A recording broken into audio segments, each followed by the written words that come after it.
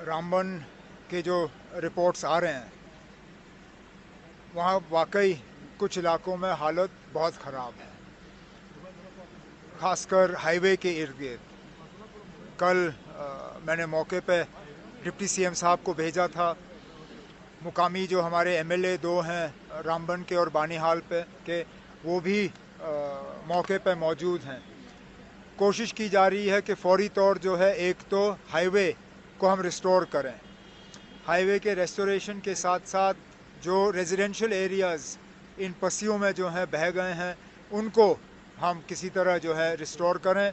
Relief जो है उसका इंतज़ाम किया जा रहा है और मरकज़ से बात की जा रही है कि नेशनल डिज़ास्टर फोर्स जो है उनको भी वहाँ पे मौके पे भेजा गया है।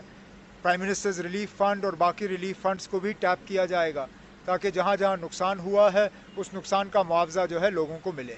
उमर साहब, कोर्ट से बढ़कर कोई चीज़ नहीं, सब एहतराम करते हैं। उसी एहतराम को मद्देनजर रखते हुए आपकी गवर्नमेंट ने जो वक्त है सुप्रीम कोर्ट तक लिया, बट गवर्नमेंट ने नहीं ना, पार्टियों ने लिया है। नेशनल कॉन्फ्रेंस पार्टी ने लिया है। अनफॉर्चुनेटली जो झारखंड के एमपी दुबे साहब ने जो स्टेटमेंट दिया, अगर सुप्रीम कोर्ट सब करेगी फिर पार्लियामेंट किस लिए है?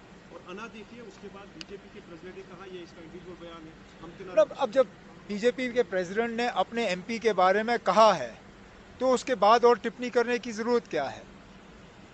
हर किसी का अपना रोल होता है। सुप्रीम कोर्ट को ये इख्तियारात दिए गए हैं कि वो मरकज़ का कुछ किया हुआ या किसी भी गवर्नमेंट का कुछ किया हुआ जो है उसको रिव्यू करें। क्या 370 के मामले में हम सुप्रीम कोर्ट नहीं गए? 370 ने पार्लियामेंट के काम को वहाँ रिव्यू किया। ये पहली मर्तबा नहीं है। कई सारे ऐसे वाक़यात पेश आए जिसमें सुप्रीम कोर्ट ने गवर्नमेंट के किसी कदम को जो है उसको रिव्यू किया है। क्या इमरजेंसी के वक्त में इंदिरा गांधी का इमरजेंसी लगाने का फ़ैसला, क्या उसको कोर्ट में चैलेंज नहीं किया गया? किया गया है। तो आज अगर कोई सुप्रीम कोर्ट जाए उसको जो है सियासी रंग नहीं दिया जाना चाहिए। कोर्ट की अपनी जुरिस्डिक्शन है, लेजिस्लेचर की अपनी जुरिस्डिक्शन। शायद इसीलिए पीडीपी ने कहा कि नेशनल कॉन्फ्रेंस कमजोर पड़ गई इस केस में। हम किस में कमज़ोर पड़े? कोर्ट ने ले लिया, रेजोल्यूशन नहीं देगी ना, असेंबली में बात हुई जितना हम कर सकते थे, उसके बाद हम कोर्ट गए। कोर्ट से हमने थोड़ी बहुत अभी फ़िलहाल राहत हासिल की। इसमें और आपको मतलब एतराज़ क्यों? रिजल्ट्स नेगेटिव निकल रहे हैं। कहाँ से नेगेटिव निकल रहे हैं? अब कम से कम सुप्रीम कोर्ट ने दो चीज़ों पे बात करके मरकज़ को मजबूर किया कि वो 2 कदम पीछे हटे। फ़िलहाल वक्फ के मामलों में गैर मुसलमानों की दखल अंदाजी जो है उस पर रोक लगी। सेल्फ डिक्लेयर्ड वक्फ जो है उसको रोका नहीं जा रहा है। सुप्रीम कोर्ट को अपना काम करने दीजिए, उनके फैसले का हम इंतज़ार करेंगे।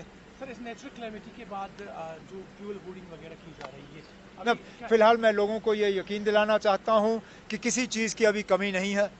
होर्डिंग की कोई ज़रूरत नहीं है, ना यहाँ पे किसी को ब्लैक मार्केटिंग करनी चाहिए।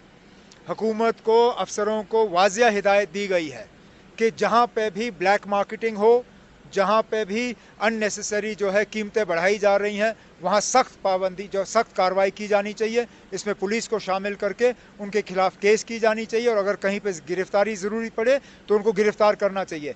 अगर कहीं पे भी, मैं आप सबके ज़रिए लोगों को ये कहना चाहता हूँ, अगर कहीं पे भी ब्लैक मार्केटिंग की शिकायत आ रही है, मेहरबानी करके हुकूमत तक वो शिकायत पहुँचाइए ताकि हम उनके खिलाफ कार्रवाई करें। श्रीनगर जम्मू का हाईवे बंद है, मुगल रोड फ़िलहाल खुला है। मुगल रोड के ज़रिए अगर ज़रूरत पड़े तो हम सामान ला सकते हैं, लेकिन आज भी हमें उम्मीद है कि 1-2 दिन के अंदर अंदर कम से कम 1 वे ट्रैफिक के लिए हम हाईवे रिस्टोर कर लेंगे। मैं अभी आप लोगों से बात करने के बाद मौके पे खुद रामबन जा रहा हूँ, वहाँ पे हालात का जायज़ा लेने के लिए, अफसरों के साथ मीटिंग करने के लिए, और जो भी वहाँ पे हमें हिदायत देनी होगी हम दे देंगे।